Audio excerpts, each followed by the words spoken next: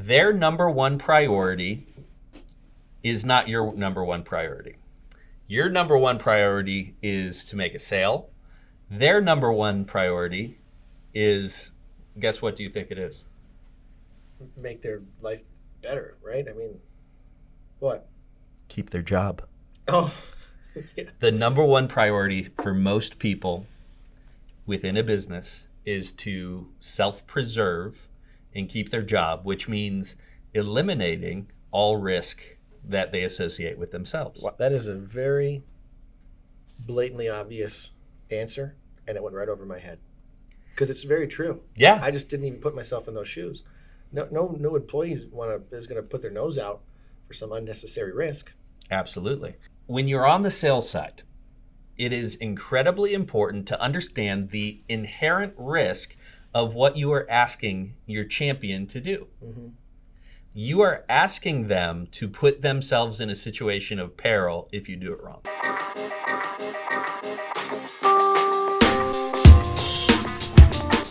From Goalpost Studios in downtown East Lansing, Michigan, Hello and welcome to the Earn More, Keep More show. where it's our job to give you tips, tricks, and strategies to earn more and keep more. I'm Dave McAndrews, and I believe that we should focus our marketing on messages that are all about our clients so that we can connect with them in a way that they can understand. And I'm Matt Love, and I believe in being efficient with our companies so that we are able to keep more of what we make. Me up beautifully, and that's why I stay plugged in and I always contribute to my community. And we're back. Yes. I'm pretty excited. So we got a chance to meet with some really cool entrepreneurs the last couple of weeks. Yeah. This week, it's just you and I. So it's back like it was originally, and I'm kind of excited. I'm okay with it. I'm okay with it too.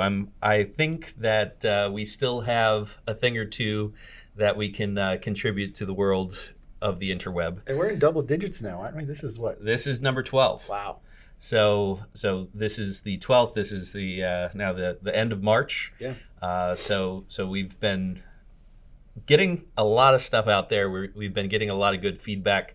One of the things that has been fun to see is a community start to build around the show, and that's why we built this. We built this in order to really invite people into the conversation about how to earn more and keep more. Absolutely. And today, one of the things that we really want to get into is a concept that that we kicked off a couple of years ago at Goalpost Group, and that is the concept of arming your champion. And let me quickly define for you what this means. So most of our listeners have some sort of they have to do sales. Okay? Have to. That's the earn more part. That's right? the earn more part. You have to do sales, and most sales are going to be what I would consider complex sales. And when we have complex sales, it means that there are more steps to the sales process than, hey, do you like this thing? Buy it. Right. Click buy. Totally. And pretty much anything or anyone who sells to an organization, so it's a business-to-business sale, you are going to experience the need for arming your champion. Absolutely. So in your world, Yeah. you have clients who love you, right? I hope. You hope. We all hope that we have clients who love you, that you're doing a really good job for. Yeah, for sure. Definitely So try. they get excited about what you do and what you did for them. Yeah. And they start talking to their friends. Yeah. But they are not you. Yeah. And they have a difficult time explaining what you do. And so in Arm Your Champion, so your clients are now your champion. I totally get it. So what you're describing is absolutely true. When my clients try to describe the great, amazing, it's kind of sarcasm, incredible work that we've done, it usually comes out as totally different than what we actually tried to accomplish. So, but in this example, what you're saying is that my client is the champion, and how can I arm them and talk well about me. Is that what you're saying? Yes. So the arm your champion idea goes back to, kind of medieval warfare where you have a champion. You have your guy who you are going to push into battle, and he is going to battle for you. Yep, they deliver. But the problem always is that champion in the sales world. So that person who is your referral in the business to business world, that person who you have now explained your services to and is excited about what you do within an organization. Yeah. They now have to turn around inside their organization and try to be you. Right. But they are completely not able to do that because they don't have the same level of skill that you do. Yeah. They don't have the information that you have. They don't have the years of experience that you have. It's not their wheelhouse. It's not their wheelhouse. So one of the things that we are trying to do is to give your champion, that person who's going to go fight for you, the tools to do that. And what are some of the things that you've done in the past with former clients in order to drive them and say, you know what, go ahead and talk to your friends, your group that you're influential with. How does that work? What does that look like for you guys? This goes back to the process that we talked about last time with Bernie too, is that if we didn't have a process for this, it turns out to be chaos. So very specifically, I try and work. I have a few steps that I take with my clients. I actually give them some language to use. And what I'm adamant about, at least in my case, is kind of different because personal finance is totally unique. But I teach them not to give away the prize or like what we actually have done, but I would rather my clients talk about the process that they went through when they're dealing with me, how they can communicate. They can call me and ask questions, knowing that I'm not going to try and push product on them, knowing that our strategies are not relying on gambling or taking unnecessary risk. So I just have my clients talk about the experience and say this very simple word, and we're going to talk a lot about this in the future too, 2-letter word that will make a lot of people a lot of money in their life, if. And if you're looking for somebody, my guy's been phenomenal for us. That's all you got to say. You don't have to go into any details, but we're very specific on those words. If you're looking for somebody, I'd be happy to introduce you to my guy. I love that. So one of the things that they're essentially putting out there when they are representing you is they are going to their friends and they're saying, if you're looking for somebody, my guy is there. Yeah. Now, one of the things that represents is an element of risk. Yeah. So it's an element of risk for them. Personally, we deal with this, I can recommend a friend something. There's generally very little cost in that. When we're talking about the business to business setting, let's say we are trying to sell something to a hospital. So a hospital administrator has a completely different risk profile than somebody just trying to recommend you in the case of your financial services. Sure. Okay. So that's just something that they can do as a friend. Hey, I feel like he did a good job for me. Yeah. I think he'll do a good job for you. Absolutely. In the business to business setting, if you're, say, a hospital administrator or, you name it, it doesn't matter what type of industry it is. If they are going to take a salesperson's word, go into their organization and say, I think we should do this, the risk is if you don't work out, it's on them. Mm-hmm. And they are taking that responsibility. So in the case of the hospital administrator trying to make this decision, they tend to be, and this is true in many different organizations and fields, very risk averse. Their number one priority is not your number one priority. Your number one priority is to make a sale. Their number one priority is, guess what do you think it is? Make their life better, right? I mean, what? Keep their job. Oh, Yeah. The number one priority for most people within a business is to self-preserve and keep their job, which means eliminating all risk that they associate with themselves. Well, that is a very blatantly obvious answer, and it went right over my head because it's very true. Yeah. I just didn't even put myself in those shoes. No employees is going to put their nose out for some unnecessary risk. Absolutely. When you're on the sales side, it is incredibly important to understand the inherent risk of what you are asking your champion to do. Mm-hmm. You are asking them to put themselves in a situation of peril if you do it wrong. Mm-hmm. And one of the things we have done as an organization, Goalpost, is trying to allow some of our customers to do is to create what we call the Arm Your Champion campaign.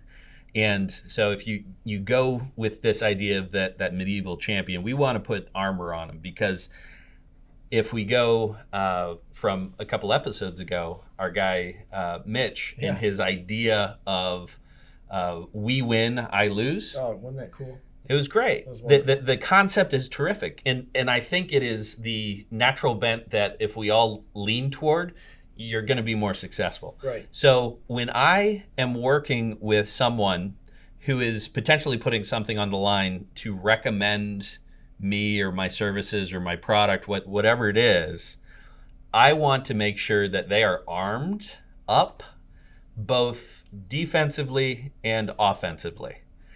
So the idea being that they are not putting their job on the line for me. I have to alleviate that worry for them.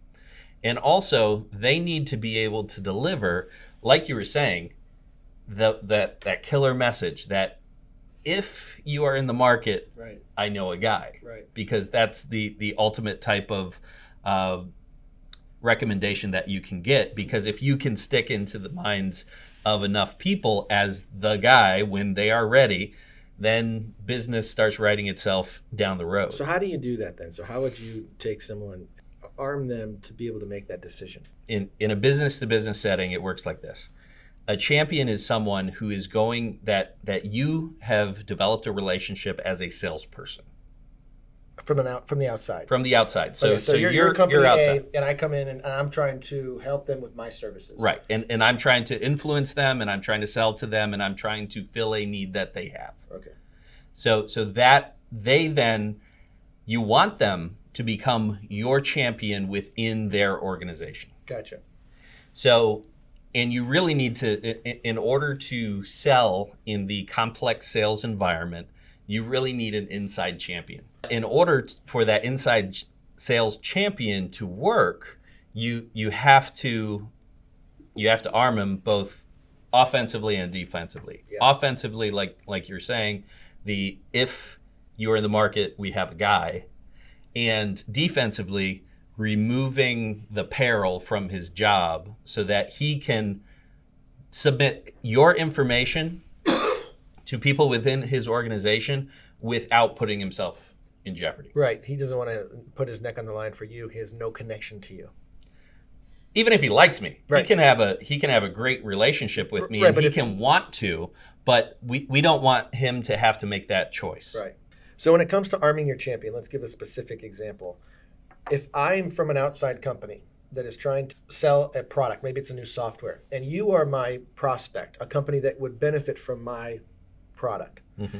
If you are my point of contact, me from the outside and you being internally on this company, the prospect company, you are my champion. Yes. You are the one that's going to help influence internally whether or not to buy the product that I'm offering. Right. So when we say arm your champion, how can we make the person who's making the decision or influencing those who make the decision both be on the offense and not feel like they have any exposure in risk?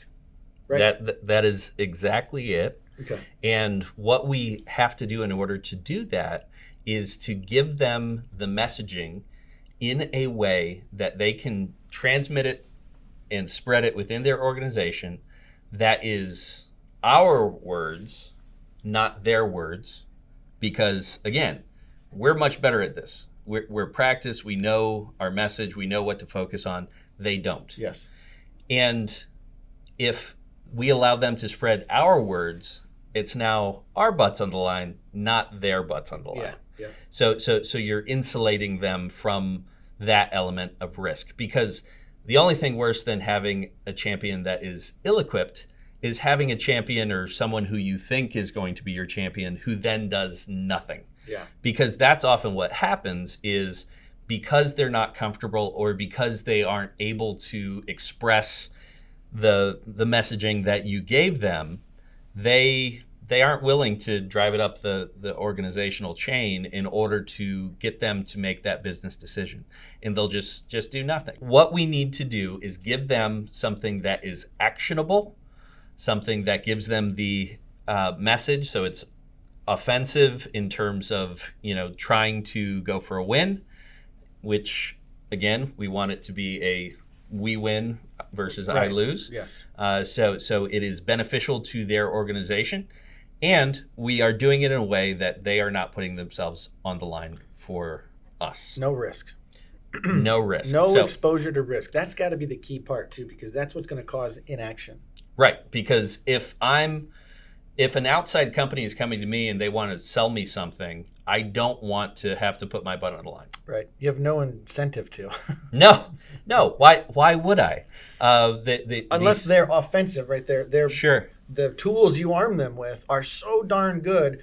Shame on you shame on the champion for not introducing that into the company. Exactly. Because ultimately, if you're taking a we win situation or stance, your job is to make that champion look like an absolute genius. Mm-hmm.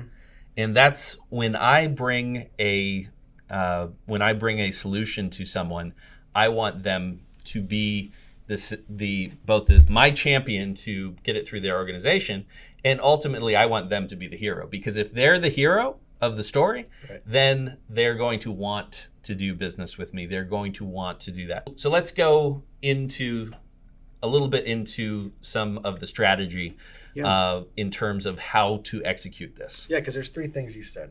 Actionable. You need a strong message that it's repeatable, and somehow mitigate that risk, saying, look, don't even worry. You're not on the line here. Sure. Somehow translate that to the company. Maybe you're going to help me with this, but the company would lose X if you don't take what I'm showing you right now.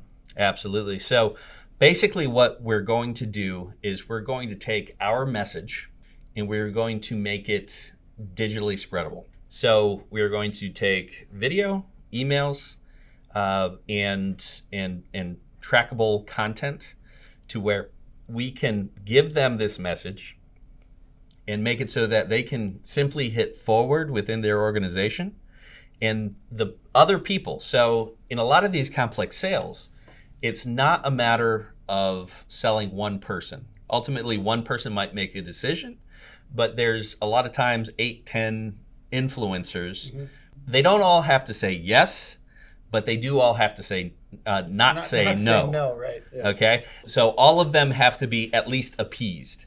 So what we want to do is to give them the messaging in a bite-sized way so that it can be shared within that organization digitally, so that if the other people in the organization are interested enough to actually dig into it, and if they think they have a problem with it, they can go and address the information that you give them or ignore it, but at least you're giving them the opportunity to connect with your message. Yeah.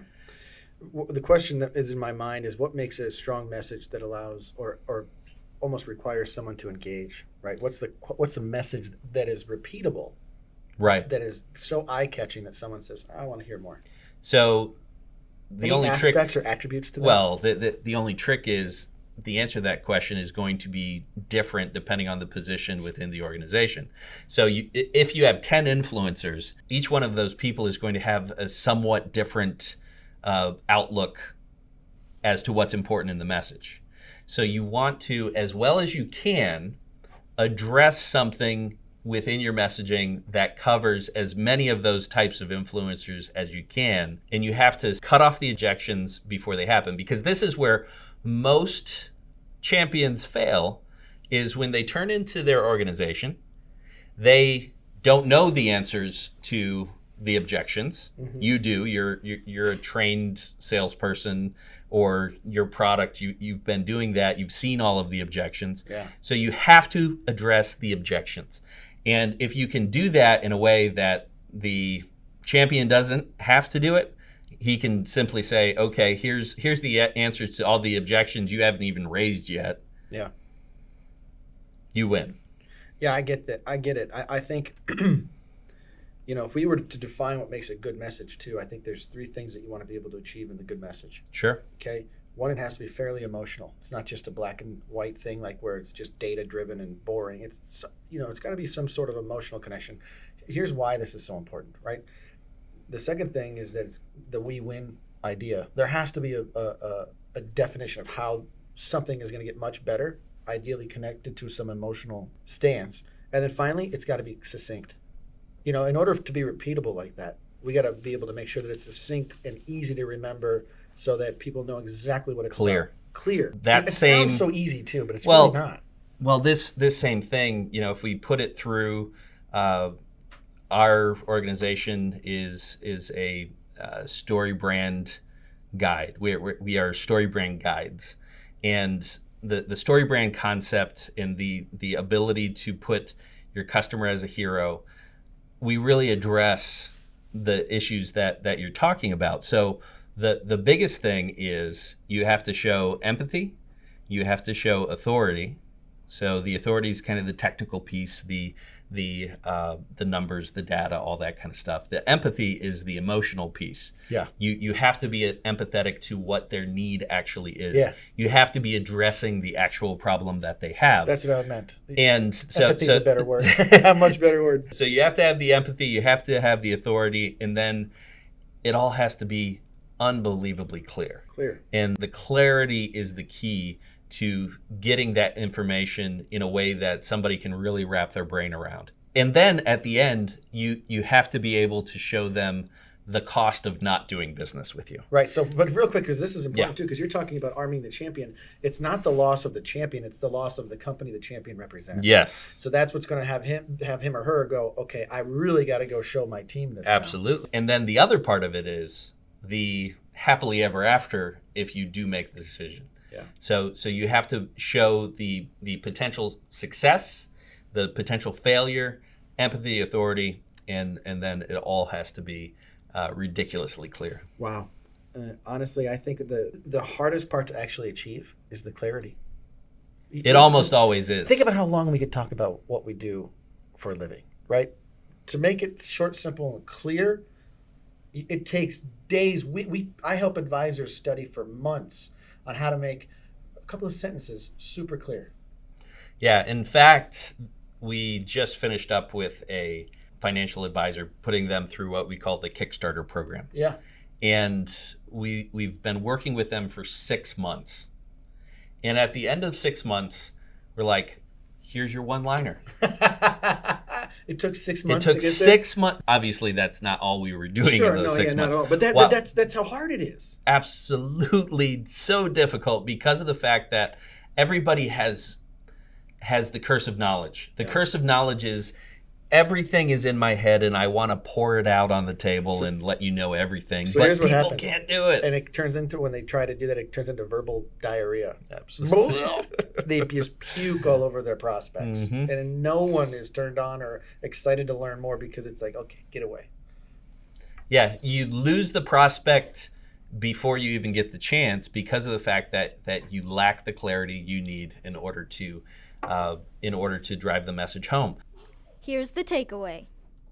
So the whole concept behind Arm Your Champion is to really focus in what does that company need? Okay? We talked about the we win, I lose. Yeah. It's all about us. So I am going to partner with you and your facility or your organization, and this is what we're bringing to the table.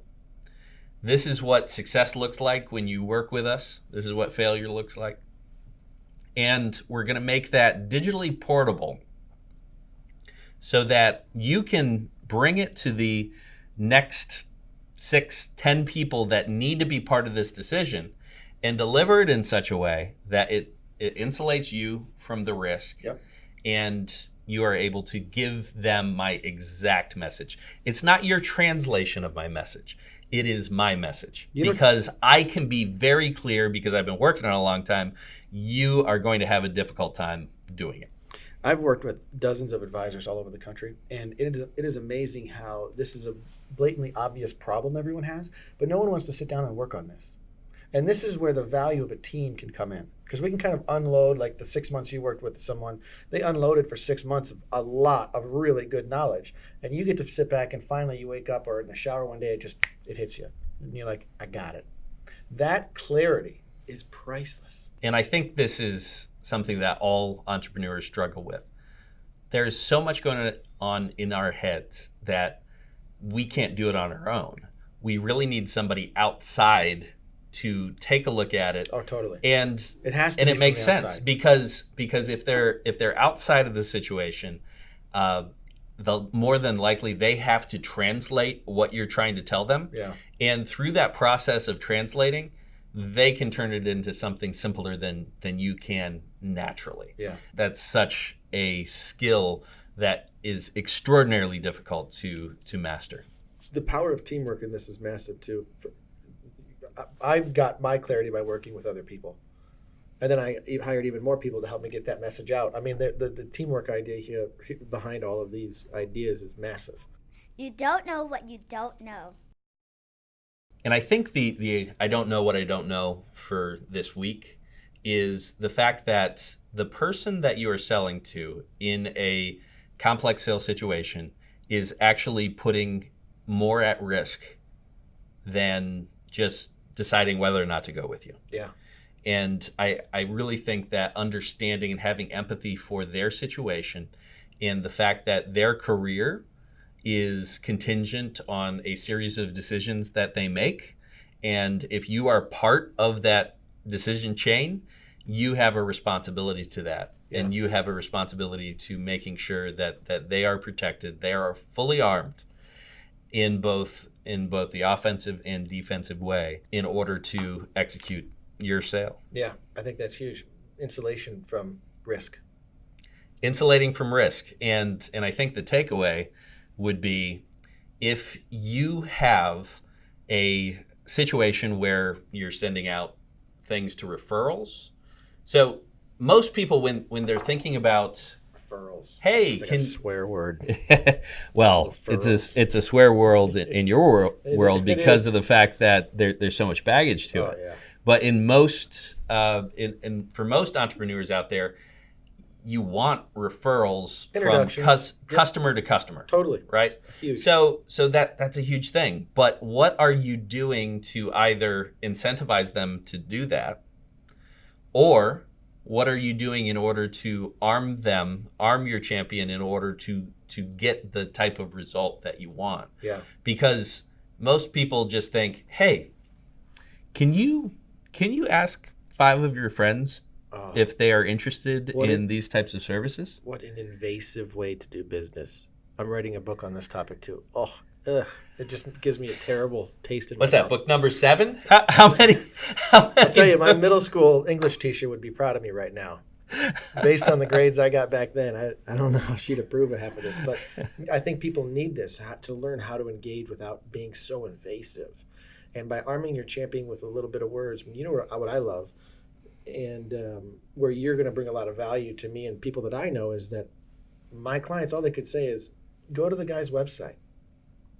The website's going to speak. My clients don't have to be able to regurgitate all the knowledge that I've tried to accumulate over the years. They don't have to.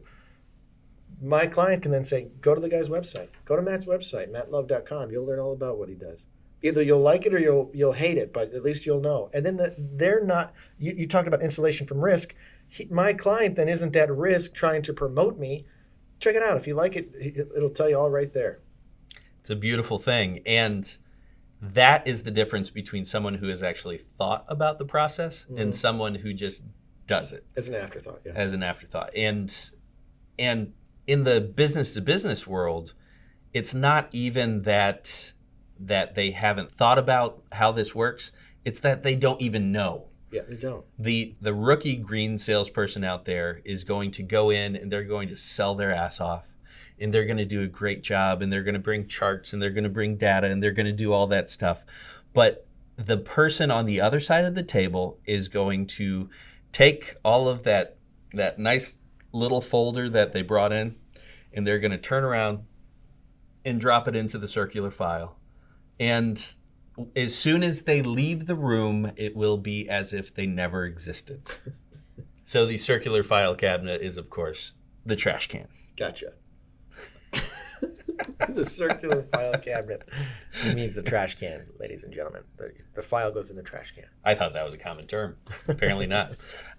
So you need to make sure that you think through the process. How many people are going to actually be part of the decision tree on the other side? Because if you're not thinking of that, you're a rookie. Mm-hmm. It's a rookie mistake. Mm-hmm. And you need to make sure that you're arming your champion in such a way that they are going to be able to successfully bring your message to the people that are in that decision tree. Yep, I love it. It's done wonders for me. I know that. Well, that's kind of what we had this week for you. I really believe that if you guys focus on arming your champion in both the offensive and defensive way, creating a digital way to display your message within the organization or within the household of the company that you are trying to work with, you are going to do yourself wonders in the form of executing sales, and you're going to insulate your potential champion from risk. Yep, and if you want to learn the three things that you need to arm your champion, you can download that stuff on the website, www.earnmorekeepmore.show. Show. Let's do it again. www.earnmorekeepmore.show. All right, there we go. That was horrible. Yeah. Oh, well, we do what we can. You can download a free outline for the three things that you need in order to have impact. And the biggest one, too, is insulation from risk. But make it an actionable, succinct, clear, authoritative message. And your goal, empathetic. Empathetic, you got it. Show the empathy, show the authority, and above all, be clear. Thanks. Thanks, everybody. Drop the mic. Well, thank you for listening to the EarnMoreKeepMore.show. Do not forget to hit that subscribe button below so that you can make sure you're up to date on all the new episodes. And if you want to be a guest, we would love to hear from you. On our website, we have an easy downloadable form where you can put in your information and share with us your experience of how you've turned a problem into a process.